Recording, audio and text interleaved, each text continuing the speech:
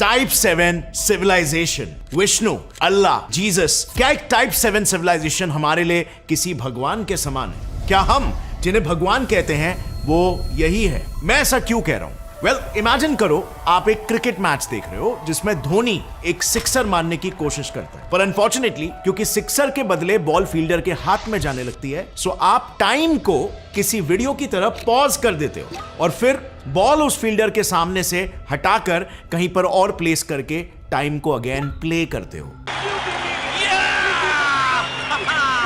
सभी रियलिटी, सभी डिमेंशन, सभी टाइमलाइंस, यहां तक कि सभी नेचुरल लॉज एक टाइप 7 जीव चुटकी बजाते ही बदल सकता है। Sounds invincible, right? Technically after all this 3 major सवाल यहां पर खड़े होते हैं। पहला, क्या ऐसा कोई एडवांस एलियन सिविलाइजेशन एक्चुअली में एग्जिस्ट भी कर सकता है और साइंटिस्ट इस बात से कितने कन्विंस्ड है? दूसरा, अगर हां कर सकता है तो क्या गारंटी है कि वो हमारे बीच रूप बदल के नहीं रह रहे? Even that is a possibility, right? And तीसरा सवाल, अगर लेट्स से वो एडवांस सिविलाइजेशन रूप बदल के हमारे बीच में नहीं रह रही है but scientifically it does exist, तो फिर वो ऐसी क्या चीज है जो उन्हें हमसे छुपा कर रख रही है? वेल, चाहे ये तीसरा सवाल कितना भी मिस्टिफाइंग क्यों ना लगे, हमें फॉर्चुनेटली या अनफॉर्चुनेटली इन तीनों सवालों के जवाबों को एक सीक्वेंस में ही समझना होगा ताकि इस सिविलाइजेशन स्केल के कॉन्सेप्ट का एक कंप्लीट सेंस बन सके।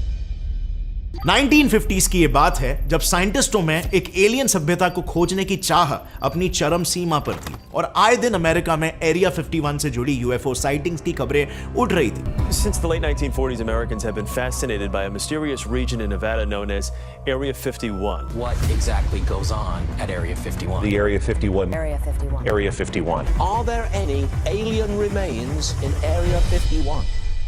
और तभी कुछ साइंटिस्टों ने ऐसे एडवांस्ड एलियन सिविलाइजेशन से जुड़े थ्रेट्स को प्रेडिक्ट और असेस करने के लिए उन्हें अलग अलग एडवांसमेंट्स के स्केल पर क्लासिफाई करना शुरू किया। लाइक उन दिनों 2 ऐसे स्केल्स काफी पॉपुलर थे। पहला स्केल था इंफॉर्मेशन मास्टरी का स्केल, जिसमें कोई सिविलाइजेशन कितनी ज्यादा इंफॉर्मेशन को कंट्रोल कर सकती है इसके बेसिस पर उसे ए से जी ऐसे 26 लेवल्स में क्लासिफाई किया जाता था। और दूसरी तरफ दूसरा स्केल था माइक्रो डायमेंशनल मास्टरी स्केल, जिसमें कोई सिविलाइजेशन छोटे माइक्रोस्कोपिक लेवल पर कितना एक्सट्रीम जाकर वहां के ऑब्जेक्ट्स को कंट्रोल कर सकता है इसके बेसिस पर उन्हें क्लासिफाई किया जाता था। जिस स्केल में सबसे लोएस्ट लेवल पर थे टाइप 1 माइनस, जो सिर्फ नेकेड आई से नजर आए ऐसे मैक्रोस्कोपिक चीजों को ही कंट्रोल कर सकते हैं, और सबसे हाईएस्ट लेवल पर थे टाइप ओमेगा माइनस सिविलाइजेशन, जो स्पेस टाइम के फैब्रिक तक को कंट्रोल कर सकते हैं। यानी कि क्लियरली ये दोनों ही स्केल्स इतने प्रिसाइसली किसी सिविलाइजेशन को क्लासिफाई कर सकते थे कि अगर कल को कोई एलियन सभ्यता से हमारा पाला पड़ता है तो हम एक्यूरेटली अंदाजा लगा सकते थे कि वो हमारे लिए किस लेवल का खतरा है,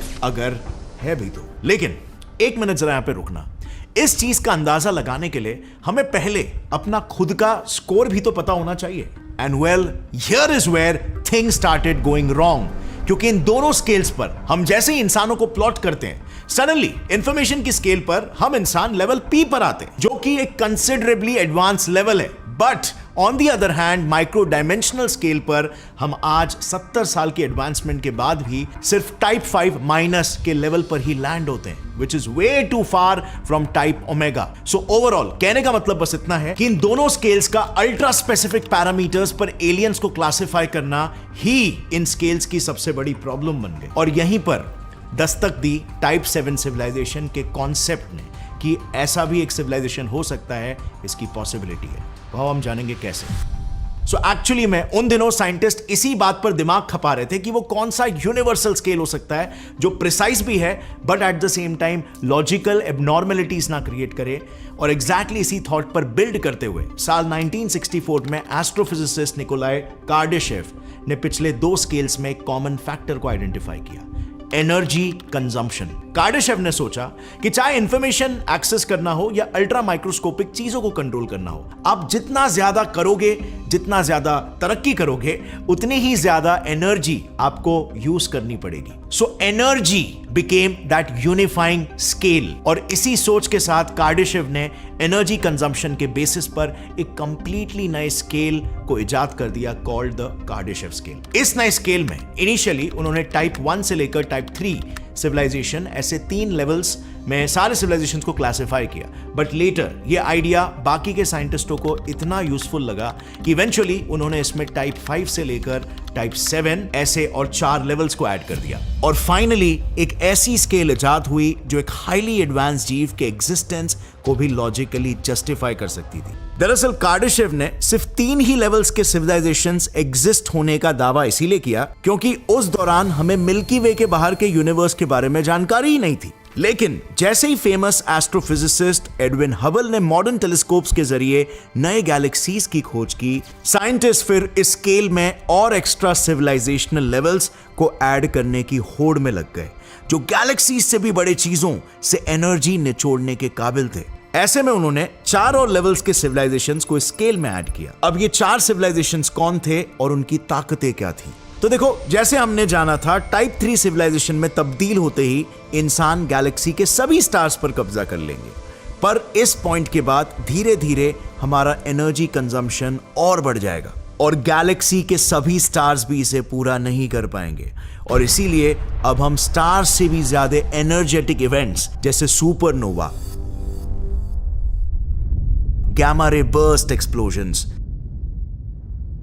इनसे एनर्जी सोखने लगेंगे, जो कि पूरे ब्रह्मांड के सबसे ज्यादा एनर्जी रेडिएटिंग इवेंट्स होते हैं। इस लेवल में हम अपनी एनर्जी के नीड्स के हिसाब से स्टार्स तक को क्रिएट और डिस्ट्रॉय कर पाएंगे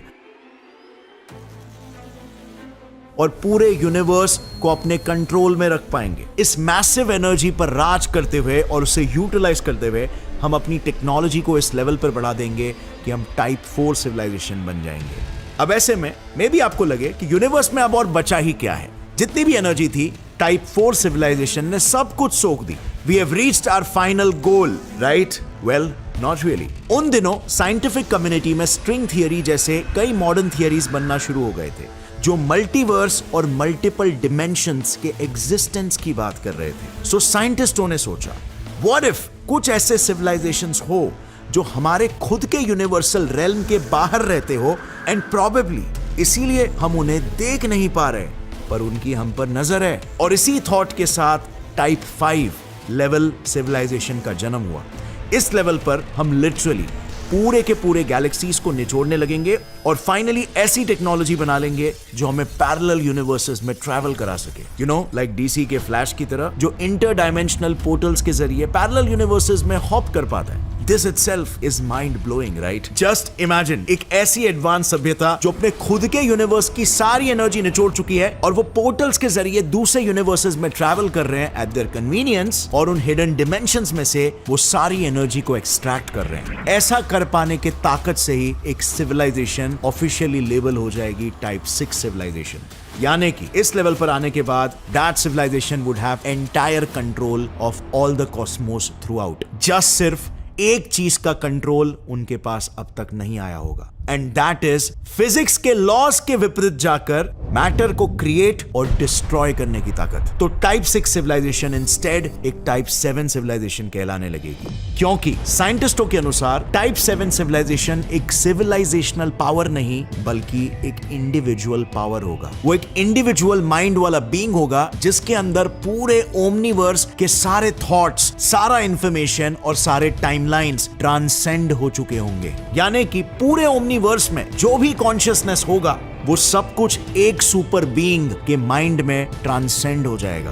वो बीइंग ओमनीपोटेंट यानी ऑल पावरफुल, ओमनी प्रेजेंट यानी हर जगह मौजूद, और ओमनीशियंट यानी उसको हर चीज का नॉलेज है, वो एक ऐसे सुपर बीइंग में तब्दील हो जाएगा जिन्हें आज शायद हम भगवान कहते हैं। बट फर्क सिर्फ इतना है कि शायद वो असलियत में भगवान ना हो, क्योंकि भगवान को हम सिर्फ अच्छाई से एसोसिएट करते हैं। अब फ्रेंड्स, यहां पर आता है एक बहुत ही गहरा सवाल। क्या सबूत है कि एक टाइप 7 सिविलाइजेशन का बीइंग आज के तारीख में एग्जिस्ट नहीं करता है और हम उसके पार्ट ऑलरेडी नहीं है? वेल, क्या सबूत है कि हम इंसान, हमारी पृथ्वी या हमारा पूरा यूनिवर्स उस विशालकाय जीव का महज एक अंश नहीं है? And this brings me to the unavoidable question and the title of the video, कि क्या हम वाकई में किसी इतने विशाल जीव के अंदर रहते हुए उसके अस्तित्व को डिटेक्ट कर सकते हैं? Well, most of the scientist के, and even according to me, इसके chances almost next to impossible है। इस चीज को हम एक और एक इंटरेस्टिंग पर्सपेक्टिव से समझ सकते हैं, बायोलॉजी के पर्सपेक्टिव से। आज से 500 मिलियन साल पहले जब ये स्पंज पृथ्वी पर आया था तो वो लगभग सभी life processes like respiration, excretion इन पोर्स के जरिए ही करता था। लेकिन जैसे ही उसके सेल्स ने ज्यादा एनर्जी कंज्यूम करना शुरू किया, उन सेल्स ने अपने आप को इवॉल्व करके ग्रुप्स में बांट लिया और धीरे धीरे वो सेल्स ऐसे ऑर्गन्स में तब्दील हुए जिन्हें बॉडी में अलग अलग रोल्स मिलने लग गए। लाइक हार्ट सेल्स सर्कुलेशन करने लगे या स्पर्म सेल्स और एग्स रिप्रोडक्शन करने लगे। इससे हुआ ये कि ओवरऑल स्पंज की बॉडी ज्यादा कॉम्प्लेक्स स्ट्रक्चर्स में इवॉल्व हो सकी लाइक ह्यूमंस, जिसकी वजह से हमें कई एक्स्ट्रा पावर्स जिसकी मूवमेंट करने के लिए कुछ स्ट्रक्चर्स और सेंसरी ऑर्गन्स मिलने लग गए। यानी कि लॉन्ग स्टोरी शॉर्ट, जितनी ज्यादा एनर्जी बॉडी के सेल्स कंज्यूम करते रहेंगे उतना ज्यादा पावर उस बॉडी को मिलता रहेगा। और एग्जैक्टली यही टाइप 7 सिविलाइजेशन के साथ भी हो रहा हो सकता है। जितनी ज्यादा एनर्जी हम और बाकी के सिविलाइजेशंस कंज्यूम करके एडवांस लेवल की ओर बढ़ रहे हैं, उतना ही टाइप 7 सिविलाइजेशन एक्चुअली में पावरफुल बनते जा रहा है। यानी कि एक तरह से हम ये कह सकते हैं कि हमारा डेवलपमेंट टाइप 7 को ताकत दे रहा है और इसी ताकत की मदद से वो अपने आप को इनविजिबल और इनविंसिबल रख पा रहे हैं। अगर ये वीडियो का क्लिप आपको पसंद आया तो पूरी वीडियो चेक करना मत भूलना, लिंक नीचे डिस्क्रिप्शन में है।